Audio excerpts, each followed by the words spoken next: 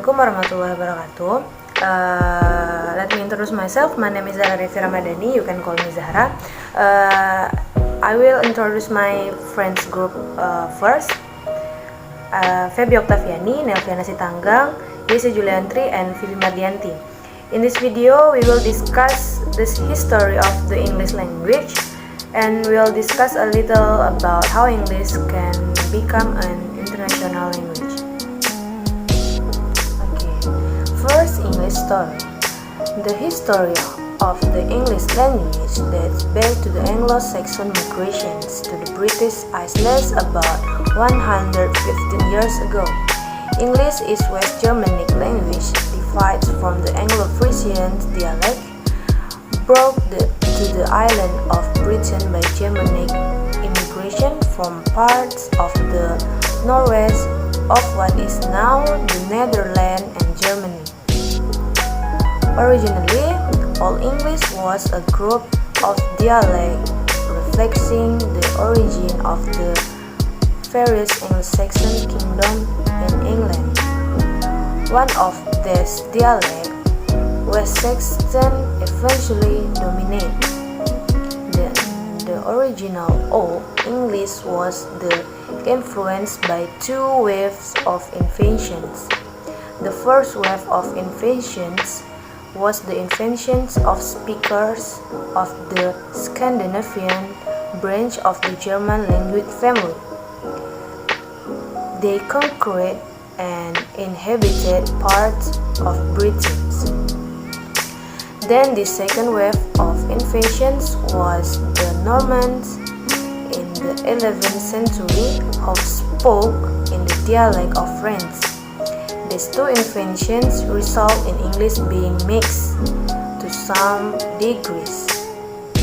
Living together with members of the Scandinavian ethnic group ultimately results in grammatical simplification and enrichment of the Anglo-English core of the English language.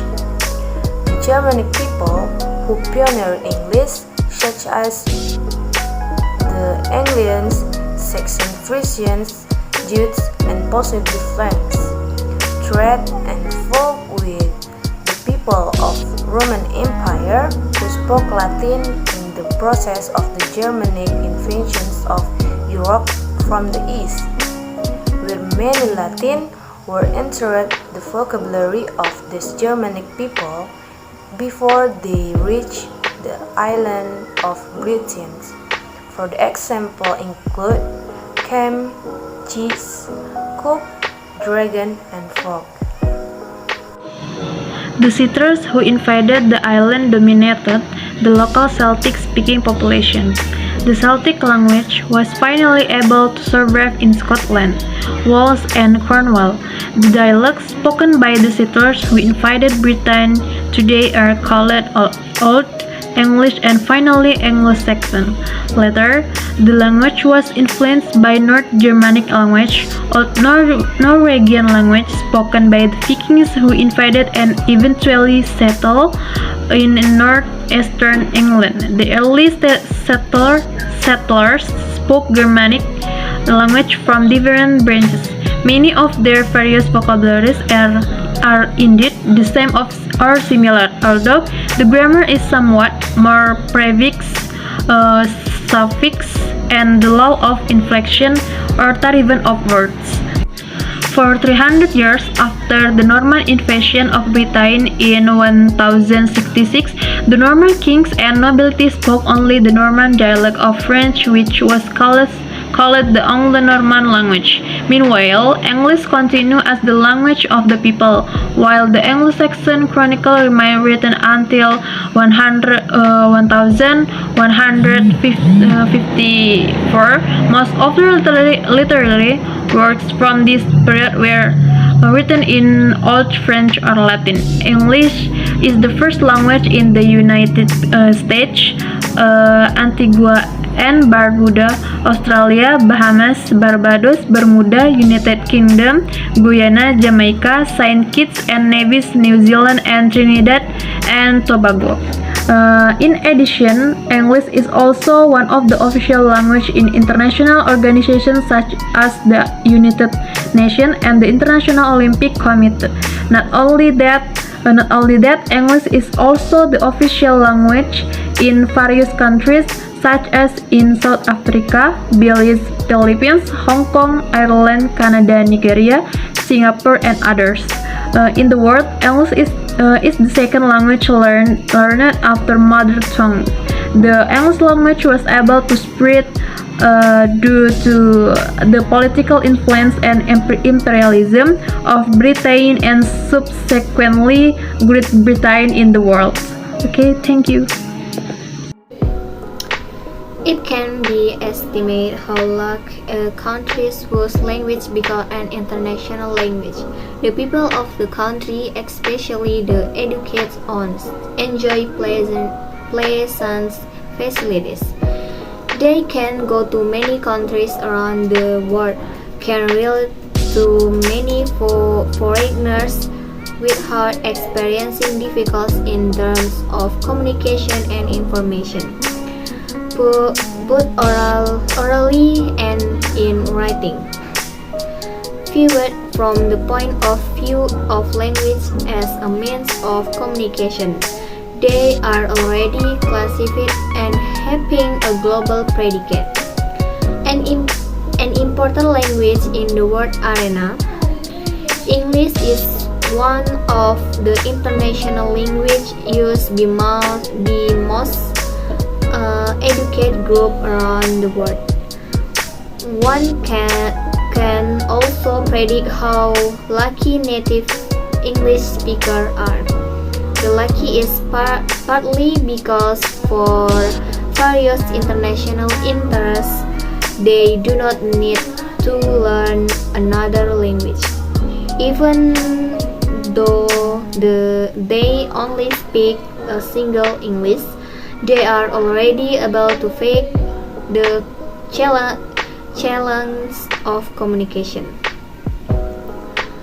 English did not just become a very influential international language as it seems today.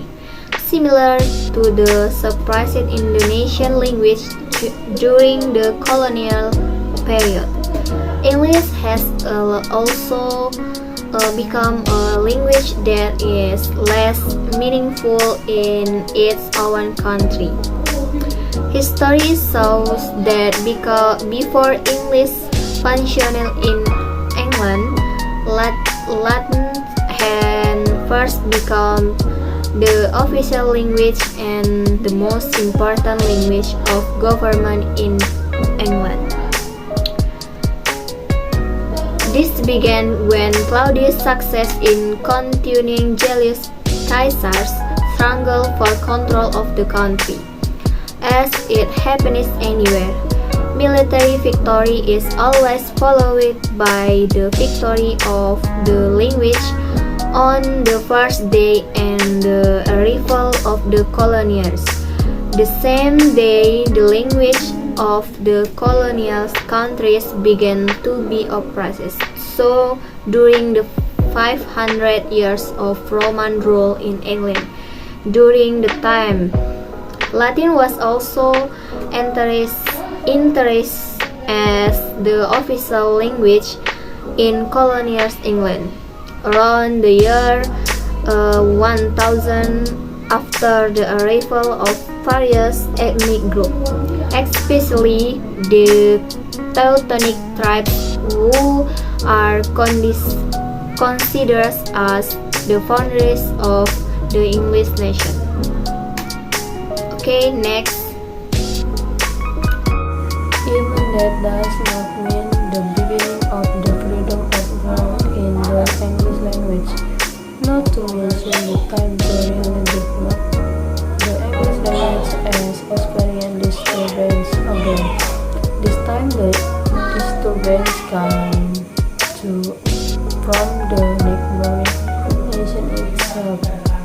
After winning the Battle of Hastings, a friend from North English Normandy was crowned King of England in 1666. country where the international language was ruled by people from other countries. The British nobles were not from government and their positions were occupied by the rulers of Normandy, who were native speakers of the French language. 4 generations of official language of government in England was French, and only a few people continue to speak English. English at the time was called the uncultivated tongue because the local language was removed from school education and replaced with French. Throughout the stages of Old English, Middle English, to Modern English, which began in 1500, English has evolved from its form, which is full of grammatical complexion, to become a very modern language. To become an international language as it is today, it turns out that English requires a kind of stranger that took hundreds of years. Moreover, English, like all other languages, is subject to the constant growth and decay that characterizes all forms of life. It is confined figure of lunch is living and is dead. A tongue we really think of language as something that processes live apart from the people who speak it. We can think of plants or of animals. We can observe in speech something like the process of change that characterize the life of living this. When a language is to change, we call it a dead language. Classical Latin is a dead language because it is not changed for nearly 2,000 years. The change that is constantly going on in living language can be most easily seen in the vocabulary. All words die out, new words are added, and existing words change their meaning. Most of the vocabulary of all English has been lost, and the development of new words to meet new conditions is one of the most familiar phenomena of our language. This of meaning can be illustrated from Oedipus of Shakespeare. This Shakespeare stay mean foolish, rheumatic, significant a cold in the heat. Less familiar but no less real is the change of pronunciation, a slow but steady transition, especially in the vowel sounds, has characterized English throughout its history.